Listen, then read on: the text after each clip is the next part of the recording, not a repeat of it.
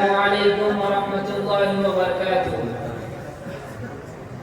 الحمد لله رب العالمين، والصلاة والسلام على سيد الأنبياء والمرسلين محمد وعلى آله وأصحابه أجمعين. أما بعد، عندلی بانے چمن نے خود قفس کے شوق میں، عندلی بانے چمن نے خود قفس کے شوق میں، بیچ ڈالا چند گلیوں کے لیے سارا چمن. معزز و مکرم اساتذہ کرام، جانبین میں تشریف فرما حضرت حکم صاحبان اور میرے عزیز ساتھیوں، ہندوستان کی تحریک آزادی میں مسلمانوں کا حصہ قدرتی طور پر بہت ممتاز و نمایاں رہا ہے. انہوں نے جنگ آزادی میں قائد رہنما کا پارٹ ادا کیا ہے. اس کی وجہ یہ تھی کہ انگریزوں نے جب ہندوستان پر قبضہ کرنا شروع کیا اور رفتہ رفتہ ایک صوبہ اور خطہ ان کے زیر نگی آنے لگا، اس وقت مسلمان ہی ہندوستان کے فرمانروا تھے.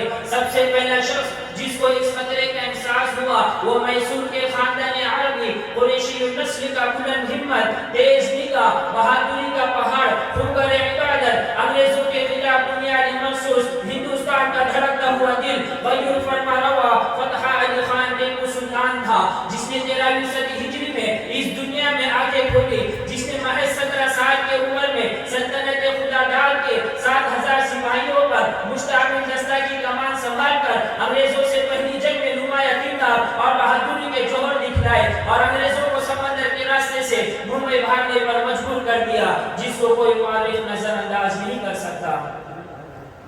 معزز سامعین کرام، ٹیپو سلطان کی شخصیت جامع تھی، جس کے مجاہدانہ جذبات کے پیچھے ایک درد مند دل اور دل نواز شخصیت تھی، جس کو دن کے اعلیٰ قدروں کے احترام میں اور زیادہ دلکش بنا دیا تھا، جس کا نتیجہ یہ تھا کہ آفتاب عالم تک نور اسلام کی روشنی رچ بس گئی تھی. اسی روشنی کی وجہ سے برے صغیر ہند پر ہی نہیں بلکہ اقوام عالم پر بھی ان کا جلال حیرت انگیز حد تک چھایا ہوا تھا. اسی روشنی کا اثر تھا کہ ان میں ہمت، حوصلہ، شجاعت، ذہانت، عزم و استقلال ہی نہیں بلکہ حب وطنی، حریت خلق، حق و صداقت، عدل و انصاف، رواداری و فیاضی جیسے اخلاق عالیہ کی سرایت کر رہے تھے.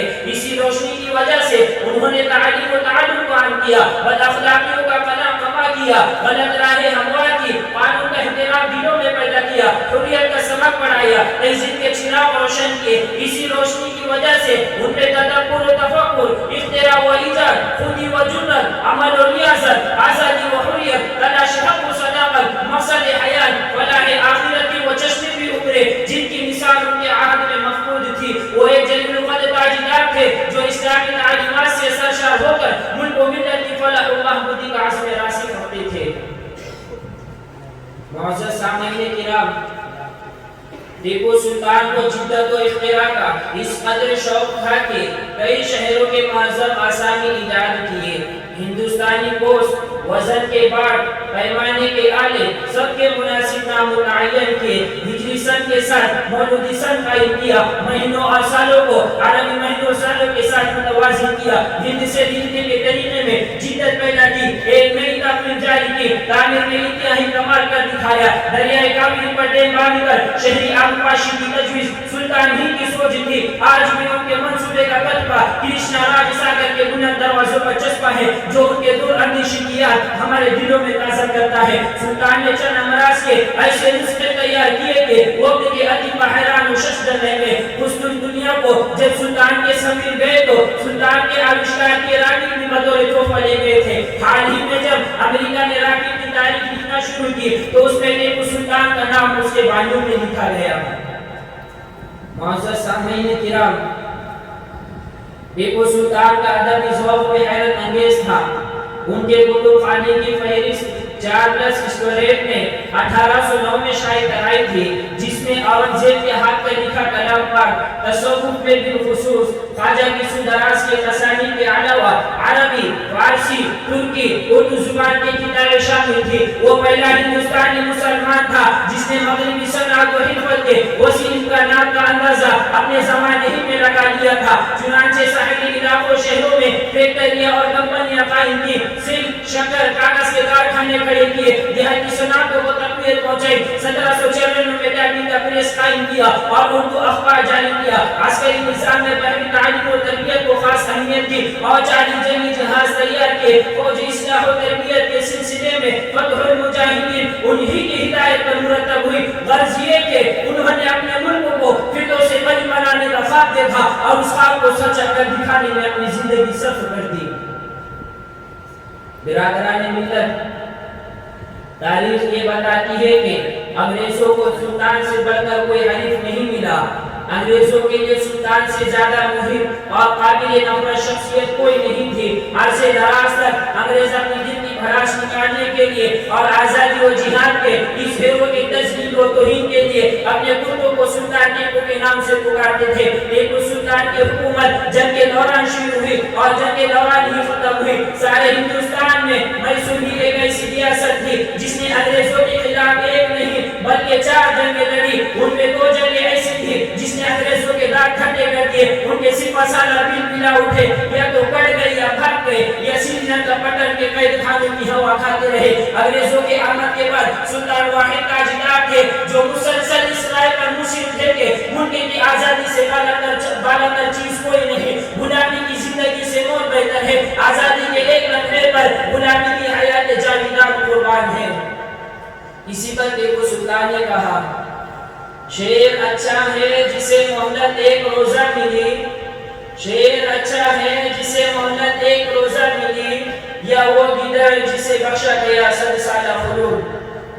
برادران ملت، ٹیپو سلطان نے اپنی بالغ نظری اور غیر معمولی ذہانت سے یہ بات محسوس کرنی تھی کہ انگریز اسی طرح ایک صوبہ اور ایک ریاست ہضم کرتے رہیں گے اور اگر کوئی منظم طاقت ان کے مقابلے پر نہ آئی تو آخرکار سارا ملک ان کا لقمہ در بن جائے گا. چنانچہ انہوں نے انگریزوں کے خلاف جنگ کا فیصلہ کیا اور پورے ساز و سامان اور فوجی تیاریوں کے ساتھ ان کے مقابلے میں میدان جنگ میں آ گئے. ٹیپو سلطان نے ہندوستان کے راجاؤں، مہاراجاؤں، نوابوں کو انگریزوں کے خلاف جنگ پر آمادہ کرنے کی کوشش کی. فرانسیسیوں سے معاہدے کیے اور اپنے سفیروں کو فرانس، ترکی، ایران اور دوسرے ممالک میں بھیج کر بین الاقوامی سطح پر فضا ہموار کرنے کی کوشش کی. نیپولین نے انگریزی اقتدار ختم کرنے میں ٹیپو سلطان کی معاونت کی. کافی تعداد میں فرانسیسی افسران ٹیپو سلطان کی تربیت کے لیے ہندوستان آئے. قریب تھا کہ انگریزوں کے سارے منصوبے پر پانی پھر جائے اور وہ ملک سے بالکل بے دخل ہو جائے. لیکن قسمت کی خوبی دیکھیے ٹوٹی کہاں کمند، قسمت کی خوبی دیکھیے ٹوٹی کہاں کمند، جبکہ ایک تو ہاتھ لبے بام رہ گیا.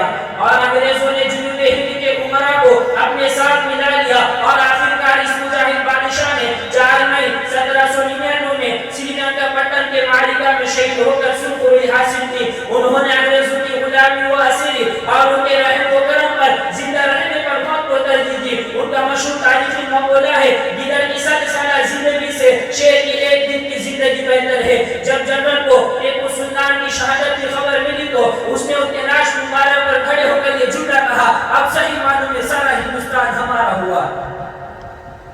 برادران ملت، ہندوستان کے جنگ آزادی کے تاریخ میں ٹیپو سلطان کا نام ہمیشہ سنہرے الفاظ میں لکھا جائے گا. اس شمع آزادی کے پروانے نے جس والہانہ انداز میں زندگی کے اعلیٰ مقاصد کے لیے جان قربان کرنے کی روایت قائم کی ہے، اس سے ہمیشہ دلوں میں عزم و ہمت کے چراغ روشن ہوتے رہیں گے.